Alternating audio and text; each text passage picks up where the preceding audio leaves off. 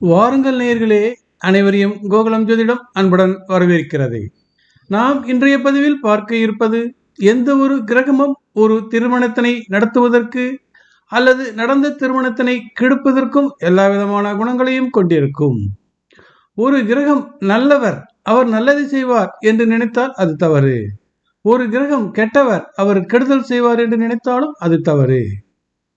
ஒருவர் பிறந்த லக்னத்தில் கிரகங்கள் அமைவிடத்தினை பொறுத்தே அவர்கள் நல்லவர்களா கெட்டவர்களா, அதாவது அந்த கிரகங்கள் நல்லவர்களா கெட்டவர்களா என அறிந்து கொள்ள முடியும். ஜோதிடத்தில் சிவகோள்கள் குரு, சுக்கிரன், புதன், வளர்பிறை, சந்திரன் என்கிறோம். ஆனால் இவர்கள் உங்களுக்கு நன்மையை தரும் சிவகோளா என்பதை ஒருவருடைய பிறந்த லக்னமே தீர்மானிக்கிறது. ஒருவர் பிறந்த லக்னத்திற்கு எவரவர் சுபத்தினை செய்வார்கள் என்பதை பொறுத்தே ஒருவருக்கு நன்மை தீமைகள் கிடைக்கும். ஒருவருக்கு குரு கடகத்தில் அமர்ந்து பஞ்சமகாபுருஷ யோகத்தினை பெற்றிருக்கிறார் என்றால் அவர் யோகத்தினை செய்ய வேண்டும் என்றோ நற்பலன்களை கொடுக்க வேண்டும் என்றோ கட்டாயமில்லை. அதற்காக எந்த விதியும் இல்லை. ஒருவருக்கு குரு பிறந்த லக்னத்திற்கு யோகராக இருந்தால், குரு வலுவடைந்தால் நன்மையினை தாராளமாக தருவார். இப்படித்தான் எல்லா கிரகங்களுக்கும் பிறந்த லக்னத்திற்கு வலுவடைந்தால், கிரகங்கள் வலுவடைந்தால் யோகத்தினை தாராளமாக அள்ளித் தருவார்கள். ஆனால் பாருங்கள், ஒருவர் பிறந்த லக்னத்திற்கு அசுபராகி, அதாவது பிறந்த லக்னத்திற்கு தீமையினை செய்யும் கிரகங்கள் வலுவடைந்தால் எப்படி அவர் நன்மையினை கொடுப்பார்? அதுதான் அவரவர் கர்மா என்கிறோம். அப்படித்தான் ஒருவர் பிறந்த லக்னத்திற்கு அசுபரான குரு வலுவடைந்தால் எப்படி அவர் அமர்ந்த வீட்டினை பாதிக்கிறார் என்பதை பார்ப்போம் வாருங்கள். உதாரண ஜாதகம். இவர் பிறந்தது மகர லக்னம், சனி ராகு லக்னத்தில். மகர லக்னம் சனி ராகு சுக்கிரன் லக்னத்தில். ரிஷபத்தில் செவ்வாய், கடகத்தில் குரு கேது, சிம்மத்தில் சந்திரன், விருச்சிகத்தில் புதன், தனுசுவில் சூரியன். இவருடைய ஜாதகத்தில் குரு கடகத்தில் உச்சமடைந்து பஞ்சமகாபுருஷ யோகத்தில் அம்ச யோகத்தினை தருகிறார்.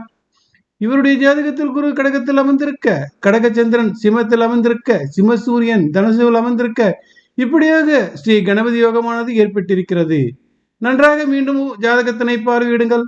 ஒருவருடைய கர்மா எப்படி வேலை செய்கிறது என்று பாருங்கள். கொஞ்சம் லக்னம் மாறியிருந்தாலும் யோகங்கள் தேடி வந்து இவருக்கு உதவி இருக்கும். ஆனால் பாருங்கள், மகர லக்னம் பிறப்பால் சோதனைகளும் வேதனைகளும் சூழ்ந்து விட்டன. ஆம், இவர் பிறந்த மகர லக்னத்திற்கு 7ஆம் இடத்தில் திருமணத்தினை நடத்தும் அதிகாரம் படைத்த கடகத்தில் குரு உச்சமடைந்து பலனில்லாமல் போனதே. அதாவது மகர லக்னத்திற்கு 3, 12க்குரிய பாவியான குரு உச்சமடைந்தது பலனில்லாமல் போனது.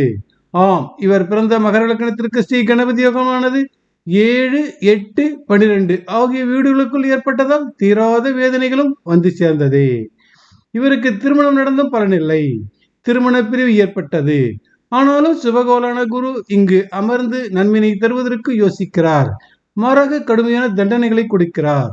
எனவேதான் ஒரு கிரகம் பலம் பெறுவதும் ஒரு கிரகம் பலம் இழப்பதும் பிறந்த லக்னத்தின் வழியாகத்தான். எனவே ஒருவருடைய கர்மா நன்றாக இருந்தால் கிரகங்கள் நன்மையை தந்துவிடும்.